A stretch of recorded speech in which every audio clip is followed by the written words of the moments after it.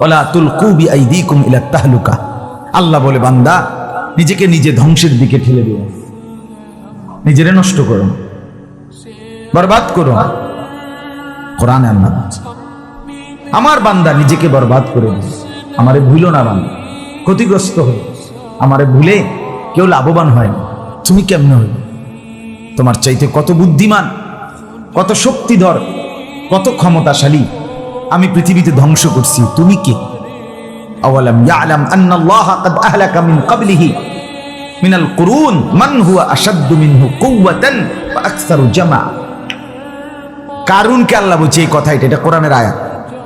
কারুন যখন বলছে আমি আল্লাহর রাস্তায় খরচ করব না, আল্লাহ বলছে যাকাত দাও, কারুন বলছে এগুলো আল্লাহ আমারে দেয় নাই, ইন্নামা উতিতুহু আলা ইলমিন ইনদি, আমার সমস্ত সম্পদ আমি আমার বিদ্যা বুদ্ধি আমার ব্রেন খাটাইয়া কামাই করছি। কোরআনের আয়াত, সূরা কাসাসের মধ্যে আল্লাহ বলছে আচ্ছা ঠিক আছে কারুন, তুমি তাহলে জানো না যে তোমার আগে শক্তিতে এবং ক্ষমতায় সম্পদে সর্বদিকে বেশি ছিল এমন বহু অবাধ্য জাতি ব্যক্তিকে আমি ধ্বংস করেছি।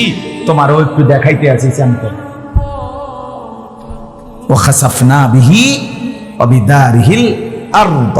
আল্লাহ বলেন এরপরে আমি কারুনকে তার ঘর বাড়ি সহ মাটির নিচে টান দিলাম, একদম মাটির নিচে জিন্দা, ঘর বাড়ি স্বর্ণ রৌপ্য সমস্ত প্রাসাদ সহ দাফন হয়ে গেছে।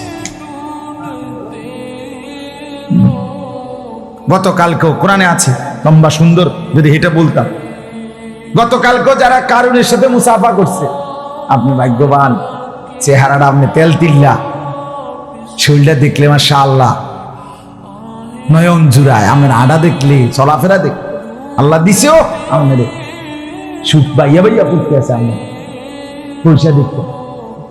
গতকালকেও যারা বলছে এই কোরআনে আছে, পরের দিন কারুনের এই পরিণতি দেখে তারা বলল হায় আল্লাহ আপনার দয়া যে আপনি তার মতো হওয়া থেকে আমারে বাঁচাই দিয়েছেন।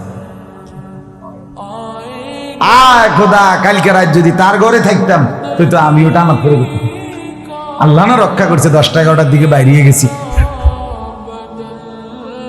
বুঝেন নাই কথা? হ্যাঁ, এজন্য এটাই বলতে চাইছিলাম, আমাদের জিন্দেগির গঠন, আমাদের জীবনের গঠন দরকার, আমাদের মধ্যে এই অনুভূতি জাগানো দরকার।